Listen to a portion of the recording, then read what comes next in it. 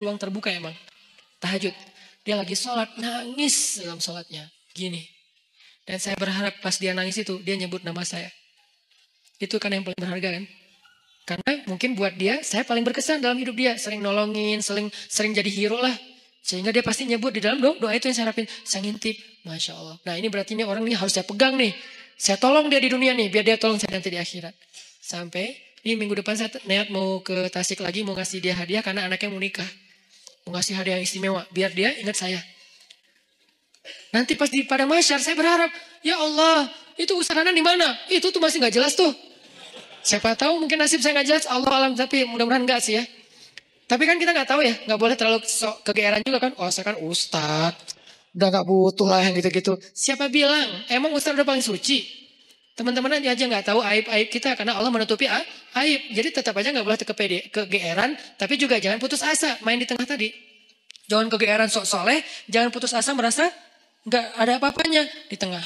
Berjuang untuk lebih soleh, tapi wajilat. Wa qulubuhum wajilah, hati mereka tetap khawatir, tetap takut. Nah saya berharap minimal saya ada garansi nih. Begitu saya agak-agak ada rada-rada aneh-aneh nih di pada masyar, dia ngomong ke Allah, ya Allah, dulu saya motor dikasih sama dia, warung saya disupport sama dia, saya keluar dari angkot dulu gara-gara dia. Makanya saya hidup nggak jelas di dunia teh. Gara-gara dia semua nih. Ya Allah, dia udah banyak nolongin saya.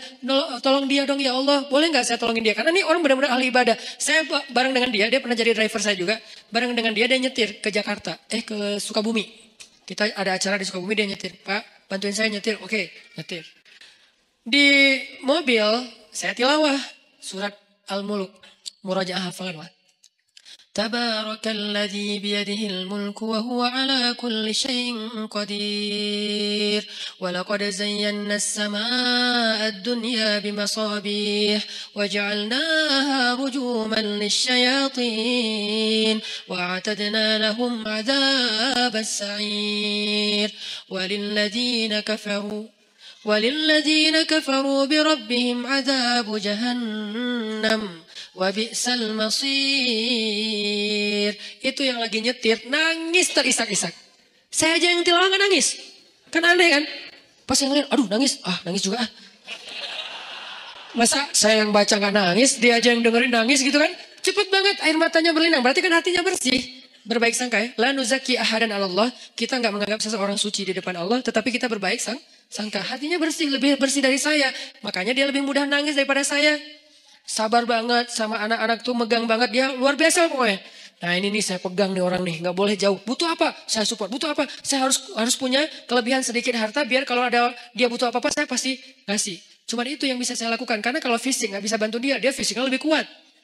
Kita bikin mukhayam tuh di Ciwidey, bikin mukhayam anak-anak pemuda hijrah. Becek-becek, kita lagi berhenti istirahat dulu mau bangun tenda, dia bangun sendiri tuh. Dia cangkul semuanya. Pokoknya nih kita nyebutnya dia itu ini. Istilahnya tuh Hulk. Kayak Hulk. Tenaganya kuat banget. Malam di gunung, di Leweng. Kita lagi kemah-kemahan gitu gak jelas. Malam-malam jam 1 malam kan kita mau tahajud nih. Turun ke sungai kan. Yang pertama di sungai udah mandi tengah malam tuh dingin-dingin di Ciwidey dia. Datang-datang. Kita yang lain tunggu teman. Baru turun ke sungai bareng. Jangan sendiri-sendiri gitu kan. Dia mah kita lagi nunggu yang lain, bangun. Pura-pura ngebangunin teman, padahal gak berani turun. Bangun. Udah mau jam 1 bentar lagi Kiam. Bangun. Pas kita udah pada bangun, dia datang. Hah, Pak, kok segar banget? Habis mandi Ustaz, di mana? Di sungai. Ustaz saya anterin. Saya pura-pura gengsi gitu dong ya. Gak usah, bisa sendiri gitu. Tapi dia maksa, saya curiga. Sampai sekarang saya tahu kenapa dia maksa nganterin saya. Karena dia baru ngeliat sesuatu di bawah. Makanya dia maksa, dia khawatir, dia sayang banget sama saya, dia kayak khawatir gitu, jangan ntar Ustaz diganggu atau apa. Ustaz saya anterin, gak usah Pak, gak usah, udah Bapak, kan udah selesai wudhu kan, ya udah tahajud aja duluan. Saya nyusul, saya bilang, gak usah, dalam hati saya, anterin dong. Ngeri nih, kan itu tengah hutan, siapa tahu ada yang lewat putih-putih. Ayat kursi saya hilang, tiba-tiba hafalan saya apa ya, udah hafal lupa gitu kan. Aduh ngeri banget gini, Pak Ustaz saya anterin, gak usah. Anterin, akhirnya maksa dia duluan. Dia pas saya wudhu di bawah di sungai itu dia kayak was-was banget. Saya perhatiin kok dia was-was gini ya. Terus pas kita udah naik, yang lain pada datangnya rame-rame. Jadi dia udah rame tuh.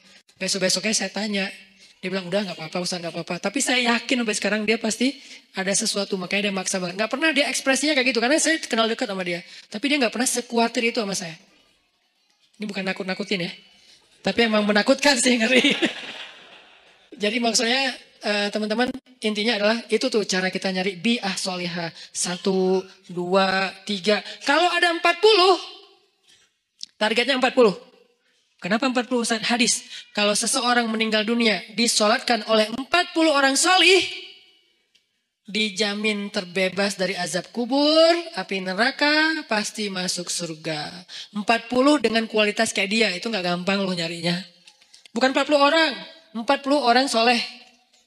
Yang solehnya secara zahir kita lihat. Dan kita gak bisa ngelihat yang batinnya. 40 orang. Mulai dari 1, 2. Dan orang kayak gitu tuh jangan cuma kenal. Kalau cuma kenal, nanti di akhirnya juga cuma kenal. Kamu kenal? Kenal. Gitu doang. Sampai bersahabat, sampai dia sayang sama kita. Makanya saya tuh walaupun dia udah di Tasik, kalau di rumah ada apa-apa, saya bilang, Pak, saya mau pindahan. Oh ya Ustaz, subuh dia datang tuh. Saya pernah tuh mobil saya, dia benerin rem. Cuman dia karena mungkin dia kayak otodidak ya, salah ngebenerin remnya. Malah ngelok gitu. Dia benerin rem mobil saya, karena sebetulnya saya bisa naruh di di yang resmi ya, dealer resmi. Cuman karena saya kayak ngerasa pengen nyari alasan buat ngasih ke dia. Saya nggak mau ngasih dia tanpa ada kerjaan, biar menghargai dia kan. Jadi saya kayak, udahlah rem mobil aja deh, cari-cari apa nih yang bisa diinin. Pak, benerin rem mobil udah habis, udah aus gitu kan. Cari dia sama dia rem mobil. Sebenarnya rugi buat saya, karena kenapa? Lebih bagus di dealer kan. Cuman kayak sayang aja gitu sama dia. Benerin, saya pikir ya aman-aman aja nih. Karena dia orang kuat banget. Saya pernah mobil yang dulu yang kita jual beli mobil, mobilnya mesinnya turun mesin. Kebayang nggak turun mesin? Itu ngerjain sendiri. Satu pakai dongkrak, satu pakai tangan. Satu sebelah sana pakai dongkrak, sebelah sini pakai tangan, sebelah kiri turunin mesin. Itu tuh orang benar-benar Hercules tuh. Sebelah sana, karena dongkraknya cuma ada satu pakai dongkrak, sebelah sini ditahan pakai tangan, diturunin pelan-pelan mesinnya pakai tali gitu, udah turun, dipasang lagi pakai baut, itu sebelah tangan semua dikerjain sama dia. Itu ngeri banget tuh orang. Jadi kalau saya mau bantu dia dari fisik nggak mungkin. Saya bantu dia dari doa, dia doanya lebih panjang. Saya bantu dia mungkin hanya sedikit dengan kebutuhan finansial dia. Akhirnya saya bayarin, dia benerin rem mobil. Ternyata salah masang. Saya jalan di jembatan Surapati tuh ngelok. Tuh gitu, tiba-tiba ngelok. Untung bukan di tol. Kalau di tol kan bisa jungkir kan. Untuk kecepatan dia sekitar 60 atau 40 gitu ngelok. Ngelok di atas jembatan. Saya telepon, Pak ini remnya kenapa ya? Dia di Tasik. Malam, jam 9 malam. Pak ini rem kenapa kok bisa ngelok gini? Aduh Ustaz salah, kayaknya ada yang salah. Saya sekarang ke Bandung. Dia mau ke Bandung aja tuh naik motor. Beneran jam 11 malam udah di Bandung. Padahal saya bilang jangan saya panggil montir aja datang ke tempat saya biar dibenerin di sini atau di direct deh.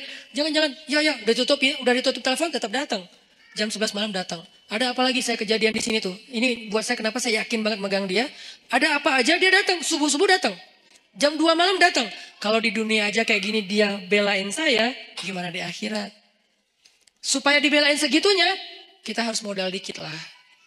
Modalnya apa? Bisa modal dengan tenaga kita, dengan perhatian kita. Kalau ada kelebihan rezeki dengan rezeki kita, apa aja deh pokoknya modal. Dapat 1. Saya baru dapat 3. 3 apa 2 lah. Pokoknya kurang dari 5 lah. Orang kayak gitu. Yang udah mau care banget sama saya di dunia. Dan saya berharap nanti kayak gitu care dia buat saya di akhirat. Kumpulkan 40 orang. Kalau bisa dapat, begitu kita meninggal, saya yakin insya Allah kalau nggak ada halangan yang darurat banget, saya meninggal nih, dia pasti datang dari Tasik sholatin saya. Dan saya berharap ada 40 orang kayak dia sholatin saya. Mudah-mudahan di antara orang itu adalah semua teman-teman yang ada di sini. Aman lah udah akhirat saya tuh. Mungkin ada 1000 orang, 2000 orang yang sholatin kita. Pasti ada 40 orang mudah-mudahan deh yang soleh banget. Ya udah aman udah. Nggak ada azab kubur insya Allah. Dikubur tenang-tenang aja. Kiamat kapan ya? Kiamat kapan ya? Gitu. Karena orang yang baik amalnya kan pengen cepat kiamat kan. Di dunia kan pengen lama. Kiamat sudah dekat. Jangan ngomong gitu ah. Kalau dikubur, please ya Allah tiup sangkakalanya. Pengen cepat gitu. Pengen masuk surga. Ini namanya bi'ah solihah. Mencari pertemanan yang baik. Kayak gitu teknisnya. Yang terakhir, fi ibadatillah. Kalimat fi ibadatillah ini artinya dalam hal yang tidak berbuat dosa. 1, pemuda yang banyak godaan. Yang penting istiqomah. Yang kedua, cari lingkungan, tumbuh. Kita habiskan waktu kita dengan hal yang positif. Walaupun gak harus semuanya wajib dan sunnah. Dan yang ketiga, ibadah kepada Allah itu tingkatin. Kayak tadi, sibukkan diri kita. Sampai gak sempat mikirin dosa, sibukin. Apa yang bisa bikin kita sibuk? Yang menyenangkan gak apa-apa, tapi yang bukan dosa. sibukin dengan ketemu teman, sibukin dengan misalnya ngerjain hobi, sibukin dengan olahraga, sibukin dengan main-main yang bermanfaat, sibukin dengan geng, sibukin dengan proyek sosial, naik lagi levelnya, sibukin dengan Al-Quran, sibukin dengan ibadah. Pokoknya sibukin diri kita sampai nggak sempat mikirin yang macam-macam. Itu baru namanya syabun nasya'a fi ibadatillah. Mudah-mudahan dengan gitu kita udah nggak mager lagi insya Allah. Barakallahu fikum. Semoga semua yang ada di sini, teman-teman yang soleh dan solehah, kelak di padang mahsyar kita saling kenal, saling memanggil, dan saling menyelamatkan, saling menolong. Dan insya Allah semua kita termasuk di antara golongan yang Allah sebutkan orang yang mendapatkan naungan Allah di hari ketika tidak ada naungan kecuali naungan Allah. Allahumma inna nas'aluka ilman nafi'a wa qalban khashi'a wa amalan saliha wa rizqan halalan tayyiba. Allahumma ansuril Islam wal muslimin. Allahumma ansuril muslimina fi Palestin. Allahumma ansuril muslimina fi Suriah. Allahumma ansuril muslimina fi Yaman. Allahumma ansuril muslimina fi Rohingya. اللهم انصر المسلمين في كل مكان. اللهم وحد كلمة المسلمين ووحد صفوف المسلمين وألف بين قلوب المسلمين. اللهم اجعلنا من الصالحين. ربنا آتنا في الدنيا حسنة وفي الآخرة حسنة وقنا عذاب النار. بارك الله فيكم. بالله التوفيق والهداية. والسلام عليكم ورحمة الله وبركاته.